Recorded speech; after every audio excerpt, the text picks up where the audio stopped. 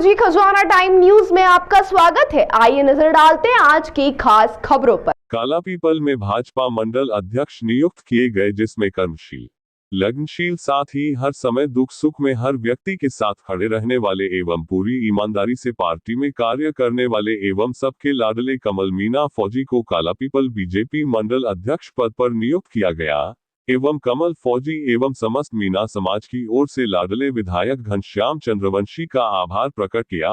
साथ ही विधायक को पूरी समाज की ओर से धन्यवाद दिया गया।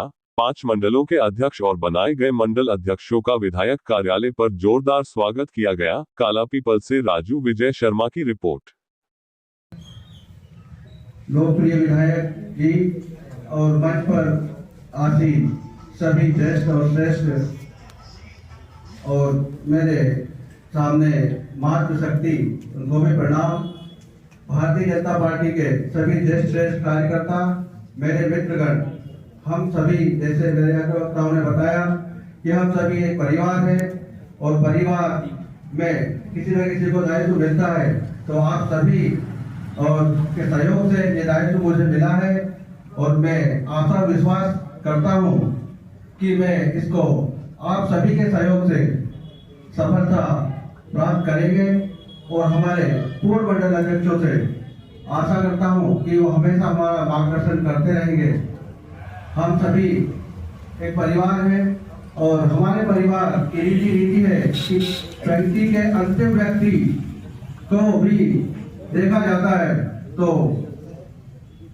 साक्ष्य को प्रमाण की जरूरत नहीं है। आप समझ सकते हैं, बोला है कि मैं अंतिम व्यक्ति था और आज मैं आपके सामने हूँ। अन्य पार्टियों की अपेक्षा हमारी पार्टी में है और रहेगी और हम सभी इसी भाव के साथ अपनी विधानसभा, अपने मंडल और अपनी पार्टी का नाम बढ़ाते रहेंगे। इसी आशा और विश्वास के साथ आप सभी का बहुत बहुत धन्यवाद। व्यक्तिगत कुछ भी नहीं होता है, सारे निर्णय संगठन के होते हैं। कभी कभी हमें लगता है, जब मैं विद्यार्थी परिषद में था और मुझसे मेरे प्रांत के संगठन मंत्री ने बोला कि तुम्हें हम हमीदिया कॉलेज का चुनाव लड़ाएंगे, करो तैयार। और हमने दिन रात एक कर दी, बिल्कुल घूमते, सुबह से आके बैठ जाते वहाँ कॉलेज कैंपस में और घूमते, एक एक क्लास में बच्चों से मिलते। चुनाव की बारी आई, फॉर्म भराया, मुझे सीआर का फॉर्म भी भरा दिया, उस समय सीआर से होते थे। और बाद में बुलाया मुझे एक कमरे में, कहने लगे यार इस बार तुम रहने दो। मैंने कहा मेरा तो बिल्कुल, आप उस समय उम्र भी ऐसी थी, अनुभव भी इतना था, मैंने वैसे क्यों रहने दो, मैं इतने दिन से मेहनत कर रहा हूँ, 3-4 महीने से मुझे बिल्कुल फेल लिया आपने और आप कह रहे हो कि नहीं अभी रहने दो, किसी और को करेंगे। तो फिर हम नाराज हो गए, भैया हमारा जो ग्रुप था पूरा तो पूरा वो नाराज हो गया। नाराज हो गया, हम बैठ गए शांति से, उन्हें मनाने के लिए भेजा भी थी। चुनाव भी हो गए, दूसरा अध्यक्ष भी बन गया। उसके बाद शालिग्राम जी तोमर भी वहीं रहते थे, उनको पता लगा कि कोई विद्यार्थी परिषद में जुड़ा था और अब वो कहीं ना कहीं कुछ मन मुटाव हो गया संगठन में, इसके कारण से घर बैठा है, मतलब कार्यालय आना जाना बंद कर दिया। उन्होंने किसी को भेजा एक बार, उस समय मेरा सीधा परिचय शालिग्राम जी से नहीं था, लेकिन सुना जरूर था कि शालिग्राम जी हैं। उन्होंने किसी को भेजा कि भाई साहब पूछ रहे थे, याद कर रहे थे, मुझे ये भी नहीं मालूम था कि कहाँ रहते हैं, बोले यहाँ रहते हैं, पता दीजिए हमें। मैं एक बार नहीं गया, फिर उन्होंने ध्यान रखा, 3-4 दिन बाद फिर भेजा किसी को कि वो आया नहीं यार, बुला के लाओ। फिर गया, फिर मैं उनके साथ गया। उन्होंने कहा क्या क्या हुआ, पूरी कहानी उन्होंने सुनी, वो मैंने सुनाया। तो बोले इससे क्या फर्क पड़ेगा, संगठन को बताना जरा, तुम घर बैठ जाओगे तो संगठन को कुछ फर्क पड़ेगा।